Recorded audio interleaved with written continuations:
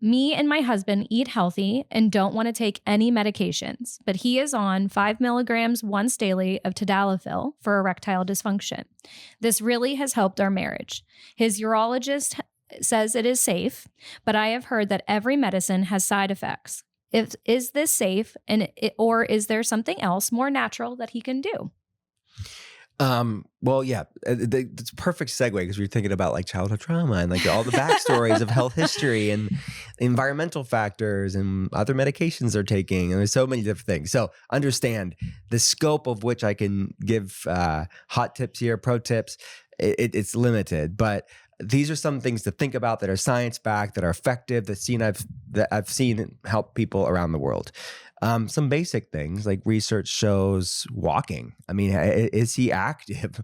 I mean, a lot of guys are going through erectile dysfunction, low testosterone, low libido, other metabolic problems because of insulin resistance. And that's really driving a lot of it. The liver makes an enzyme called aromatase, and the body then converts testosterone into estrogen.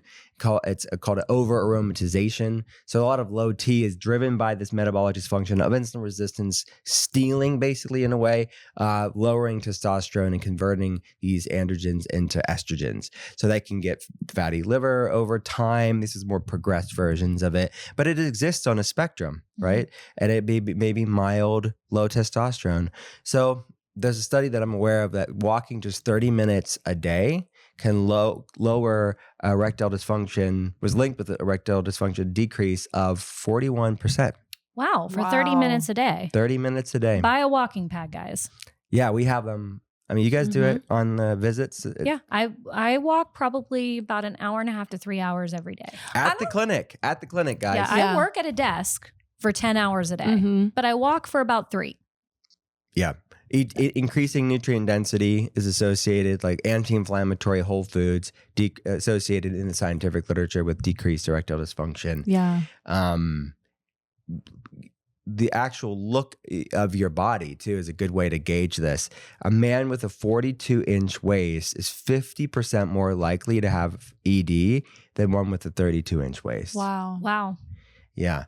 And weight training, like, are they lifting weights with good form and building lean muscle? Because that's good from an oxygenation standpoint. It's good for cardiovascular health, which is a significant component of that.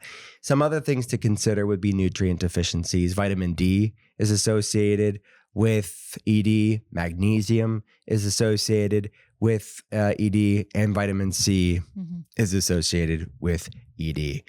So looking at nutrient deficiencies, some supplements that we like for supporting vascular flow and people that are struggling with ED would be L-arginine, ginseng, DHEA would be ones that we like.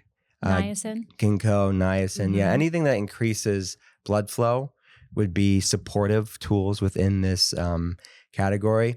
But look at medications as well, right? We know the beta blockers, antidepressants, antiandrogens, like these are all medications that can, like, it really isn't anything they're doing lifestyle wise. It's because of that pharmaceutical drug.